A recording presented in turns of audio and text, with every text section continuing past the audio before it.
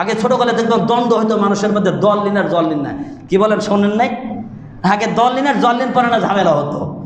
এই দললিন এবং জললিনের সমাধান বাংলা ভাষাভাষী কোনো আলেমে এ ব্যাপারে কোনো সমাধান দেয় নাই, একমাত্র একজন লোক দিয়েছে।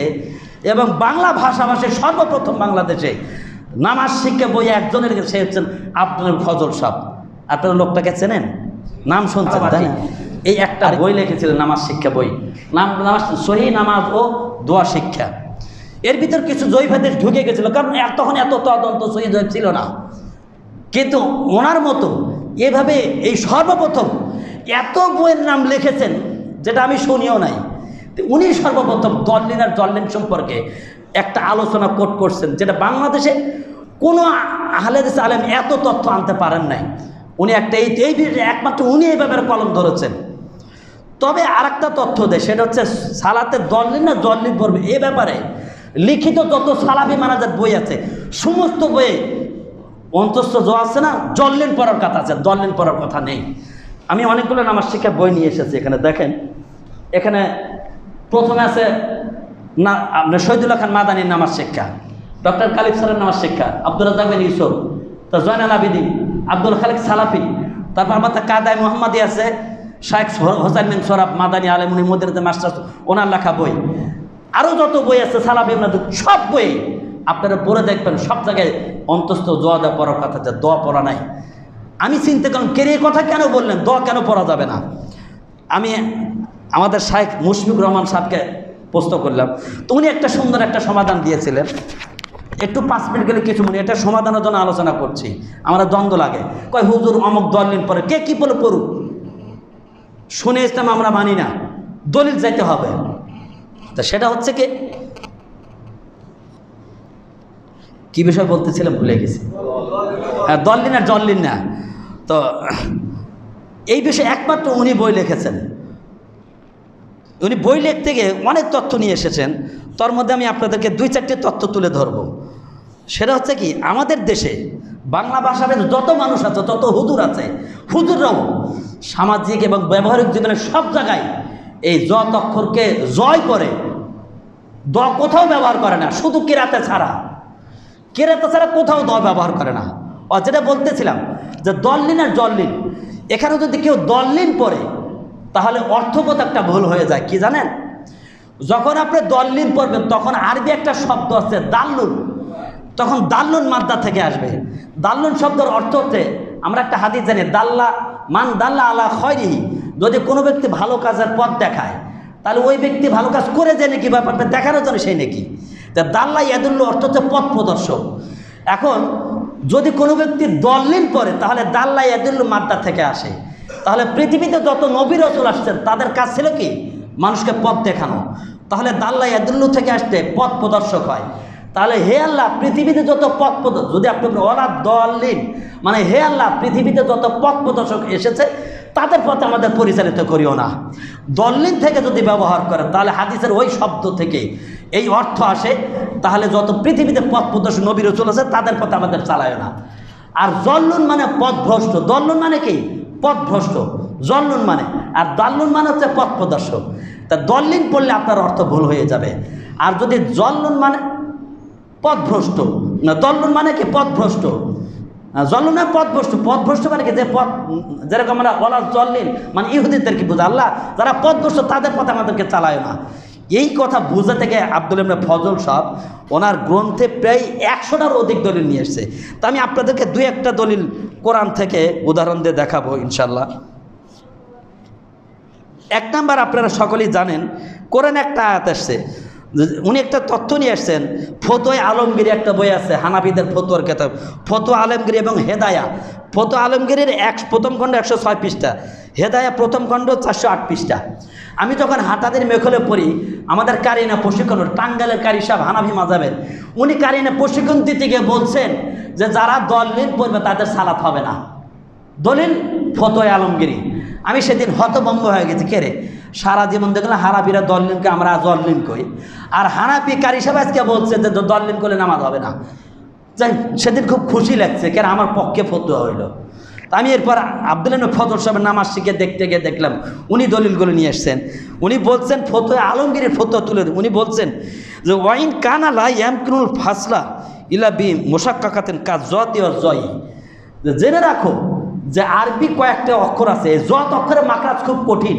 কেউ যদি প্রকৃতপক্ষে দাঁতের মারি দাঁতের গোড়ার সঙ্গে জিহ্বা লাগানো খুব কঠিন, যদি কেউ না পারে তাহলে সে যেন জ পড়ে তার জন্য সালাত হয়ে যাবে, কিন্তু যদি কেউ দোয়া পড়ে তার সালাতে নষ্ট হয়ে যাবে। এবং উনি বলতে গিয়ে বলছেন ফতোয়া আলমগীরিতে বলা হচ্ছে যে জতের মাখরাজ যদি কেউ না পারে সে যেন জ পড়ে তাহলে চলবে। অনুরূপভাবে সদের মাখরাজ সিনের সাথে, তর মাখরাজ তার সাথে এগুলোর মোসাব্বা মিলে যায়, যদি একটা আর সাথে মিলে যায় তা কোনো সমস্যা নেই, সালাত অসুবিধা হয়ে যাবে। এটা ফতোয়া আলমগীরির ফতোয়া যে যদি কেউ দোয়া করে তার সালাত হবে না। প্রথম খণ্ডে 106 পৃষ্ঠা, হেদায়া প্রথম খণ্ড 408 পৃষ্ঠা, দুররে মুখতার হানাফিদের একটা ফেকার কিতাব, এটা হল 295 পৃষ্ঠা। এবং ইবনে ফজল সাহেব এই জিনিসটা বোঝাতে গিয়ে বলছেন এই ফতোয়া আলমগীরির ফতোয়াতে বলা হয়েছে কিন্তু কোনো ব্যক্তি যদি জতের জায়গায় দত পড়ে তাহলে তার সালাত নষ্ট হয়ে যাবে, ফাসেদ হয়ে যাবে। শাইখুল ইসলাম আহমদ দাহলান তিনি তার ফতোয়ার গ্রন্থে তিনি বলছেন জদের উচ্চারণ জ ব্যতীত অন্য কোনো অক্ষরের মধ্যে যদি কেউ পড়ে তাহলে এটা তার পড়া জায়েজ হবে না। কেউ যদি জ না পারে, জকে যদি কেউ দাল পড়ে তাহলে তার সমস্ত আলেমদের ঐক্যমত অনুযায়ী ফতোয়া যে তার সালাত নষ্ট হয়ে যাবে। কিন্তু যদি মাখরাজ না পারে সে যদি জ পড়ে তার সালাত সহি হয়ে যাবে। এটা তার এই ফতোয়ার কে ফতোয়ে ইকতিসাদ 13 পৃষ্ঠায়। হানাফিদের একজন বড় মাওলানা আহমদ আব্দুল হাই লখনবী রহিমাহুল্লাহ তিনি তার গ্রন্থ মজমুয়ে ফতোয়াতে তিনি বলছেন, তিনি এই ফতোয়ার কেতাবে তিনি বলছেন জদকে জ্বর মতোই পড়তে হবে, কেউ যদি জদকে দত পড়ে তাহলে তার সালাত হবে না। মজমুয়ে ফতোয়ার প্রথম খণ্ড 197 পৃষ্ঠা। এবং তিনি আব্দুল হাই লখনবী তার ফতোয়া মজমুয়ে ফতোয়া গ্রন্থে এর পক্ষে পৃথিবীতে যত তাফসিরের কেতাব আছে, উসুলে হাদিসের কেতাব, উসুলে তাফসির আছে এবং যত তাসবিদের কেতাব আছে, কারিয়া শব্দের কেতাব আছে, এই সমস্ত কেতাব থেকে উনি এখানে প্রায় 60টা গ্রন্থের দলিল নিয়ে এসেছেন। আব্দুল ইবনে ফজল সাহেব তার নামাজ শিক্ষার বইয়ে এই 60টা কেতাবের তত্ত্ব দলিল সহ দিয়ে দিচ্ছেন। এই জন্য এখানে সব বইয়ের তত্ত্ব বলা আছে, সব জায়গায় এখানে জকে জ্বর মধ্যে পড়তে হবে, দলিল পড়ার কথা বলা আছে, যদি কেউ দলিল পড়ে তার সালাত হবে না। এই জন্য আমরা ব্যক্তিগত কোনো কথা বলি না, যারা দলিল পড়ে তারা শুনে শুনে করে। দলিলের পক্ষে জিজ্ঞেস করবেন যে কোন বইয়ের দলিল আছে, খালি কেবল সৌদি আন্দা পড়ে। আপনাকে একটা কথা বলি যে সৌদি আন্দা যারা সৌদিতে ছিলেন তারা জানেন সৌদিদের আরবি ভাষা আমাদের বাংলাদেশে যে কোরআন পড়ি আমাদের ভাষার সাথে মিল খায় না। ওদের ভাষা কথার একটু জড়তা বা মোটা, ভাষায় অনেক তারতম্য রয়েছে। তাই কি আপনি ভাষা শুনে আপনাকে দলিল দেখাবেন? সারা পৃথিবীর আলমরা এই ফতোয়াগুলো দিয়েছে, তাদের দলিলগুলো দেখেন। ইবনে ফজল সাহেব এখানে বিরাট তত্ত্ব নিয়েছে। এখানে কিছু আপনাদেরকে ব্যবহারিক জীবনে কিছু ভ্রান্ততা দেখেন। কেরাত ছাড়া কোথাও কে দলিল পড়ে না, তার কয়েকটা দলিল উদাহরণ দেখাচ্ছে আপনাদেরকে, কোরআন থেকে কিছু দলিল দেখাচ্ছে আপনাদেরকে।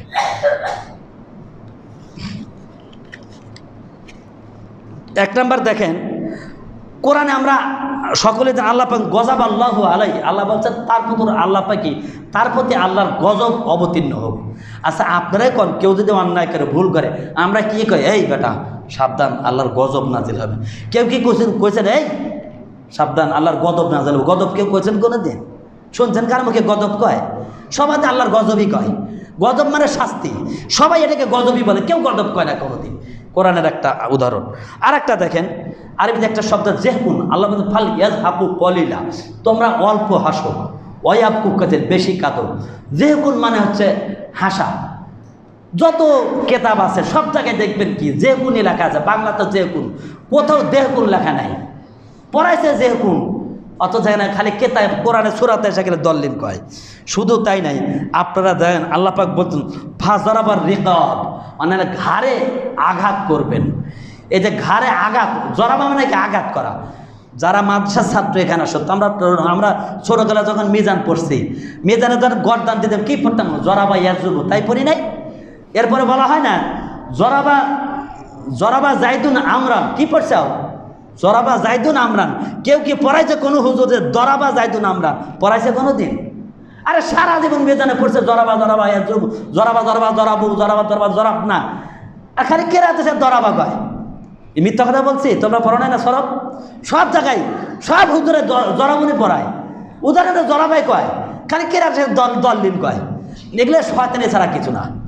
শুধু তাই না, আমি কথা একটা বানানো করছি, হাফিজের ফেকার দলিল দিচ্ছি সব, এবং আহলাদের যত সালাফি মানাজার বই আছে আমি নিয়ে আসছি সবগুলোতে দলিল আছে।